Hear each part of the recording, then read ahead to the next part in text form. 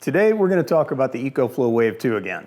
Say again because I already have a review for this unit, but part of the deal, EcoFlow wanted me to do a follow-up after having it for longer and being able to use it more, put it through the paces, and give my updated impression after longer use. So that's what this is. I'm going to link the original review here because I still stand behind everything that I said there. Those initial impressions, it's pretty much the same now. I did have a mistake in that video, so I want to clarify that. And I've also seen some questions that I didn't really get into on the initial review. I'm going to try and clear those up as well. They sent me the unit, no charge in exchange for these reviews, but I get no further compensation. I always do that in my videos because I don't think you can stay unbiased if, if you buy it and I am reimbursed for that. How can I be unbiased? That being said, I always make it clear I'm gonna be completely honest, good, bad, or indifferent. And that's it, here we go. Okay, the first thing I wanna talk about is, this is like a mini split or a heat pump. So you have air that comes in here, it's unconditioned. It exchanges the energy from that air through this system and blows that air out this direction. So intake, exhaust, transfers the energy over to heat or cool the air onto this side. So you have the exhaust here blowing the conditioned air out, and then the intake here pulling air from the space you're in and running it across the radiator on the inside, heating or cooling it, and blowing it out conditioned. So to operate this most efficiently, you want one of two configurations. You want both the intake and exhaust outside your space, the unit's inside the space, blowing the conditioned air out, or I gotta get some parts. Where's my parts, man? Okay, we've lost parts. All right, I found it. Or the other configuration, you have this blowing into the space and the unit sitting outside. So I just kind of want to talk about some of the reviews and the advertising on this thing that I don't really like. It seems very deceptive. Is they will show this unit sitting like this in a space like this, and everybody's standing around it all happy and smiley like, hey, I've got heating or I've got air conditioning. It doesn't work like that.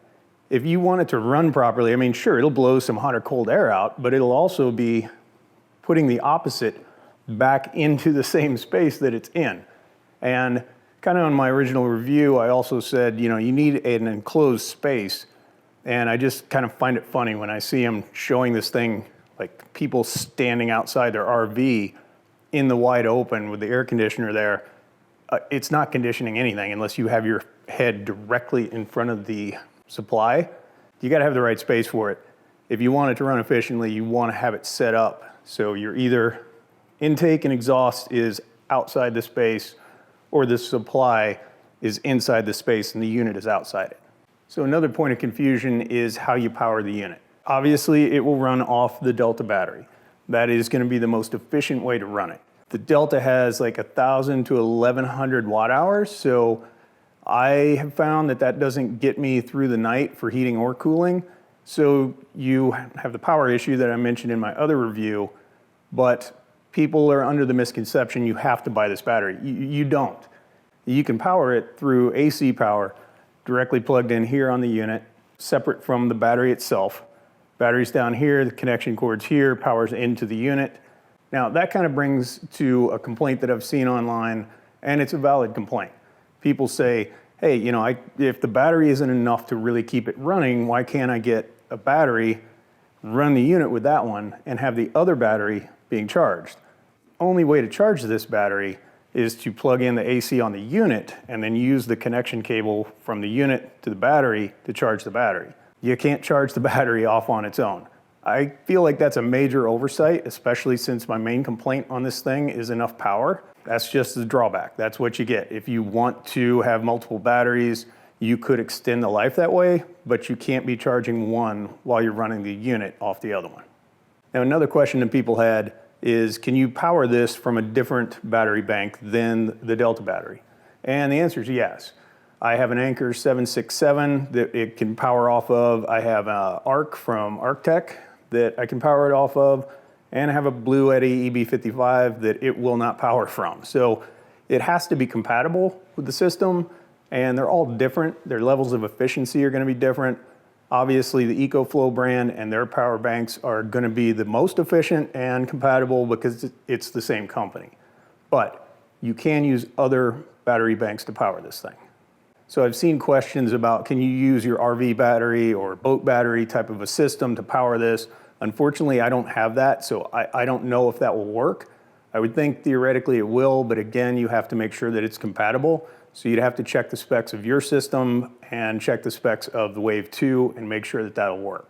I had another comment about questionable longevity and durability of this system. I've had no problems with the one that I have.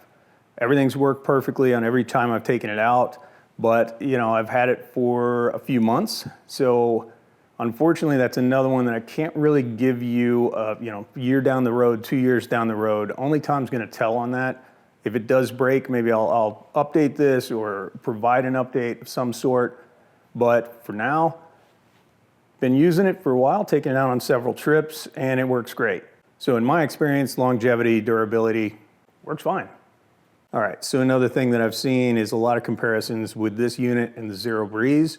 I'm not gonna get into all the specifics. I don't have a Zero Breeze, so I couldn't fairly compare them. But I do know the one selling point for me that would make me pick this over that unit is this has heating and cooling. This weekend, actually last night, I was out in the desert and it was 100 degrees during the day. I brought this as an air conditioner so I could sleep at night, and it went down into the lower 50s, upper 40s, and I actually had the heat on this thing. So, I don't really know what to tell you about that. Everybody has their own individual needs. If you want an air conditioning only unit that's much lighter, you might want to look into the Zero Breeze.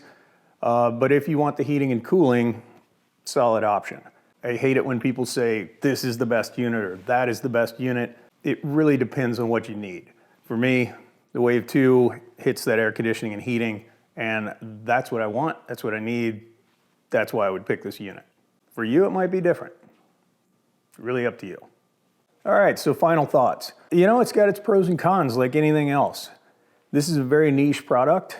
You need to have all the stars aligned that make it to where it's gonna work for you. The advertisements, like I've said, they show it in an open field, in a tent. You need the right size space. You need it to be insulated. You need to be able to set it up to where it is properly configured for the exhaust and the supply. For portability, it is 50 plus pounds, so you're not gonna wanna have to move it a whole bunch. You're gonna wanna put it where you need to use it and kind of leave it there. And the main thing for me is the power. Even the other night when it was low 50s, upper 40s, this thing ran out of power overnight. So if I wanna use it, not only do I need the space for the unit, I need the space for the ducts. I also need space for another battery bank that is gonna help power it and continue on through the entire evening. I mean, I will continue to use it, but there's only gonna be so many trips where the temperatures are extreme enough that I need the supplemental heat or air conditioning to sleep. The gear that I'm bringing is not so much that I have the space for this and the battery bank. And if it's a long enough trip, I'm gonna need a way to recharge the battery bank. So yeah, it's tough. This thing is not for everybody, but if you have all those things to make it work properly, conditioned air, conditioned space to sleep in is awesome. It can get miserable out there. It's a desert, 120 degrees, freezing in the winter. It's nice to have that option for a portable heating and air conditioning unit. If all of those things align and tick all the boxes, then I highly recommend it to you. If they don't, it may not make sense. It's all up to you. That's all I got. We're done here. I'm just gonna keep moving this camera around so it looks like I'm teleporting all over the kitchen. What is that? Hey man, that's cool.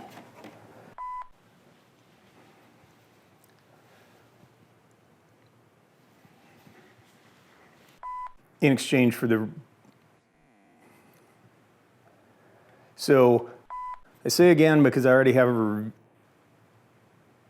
review video. I say again because I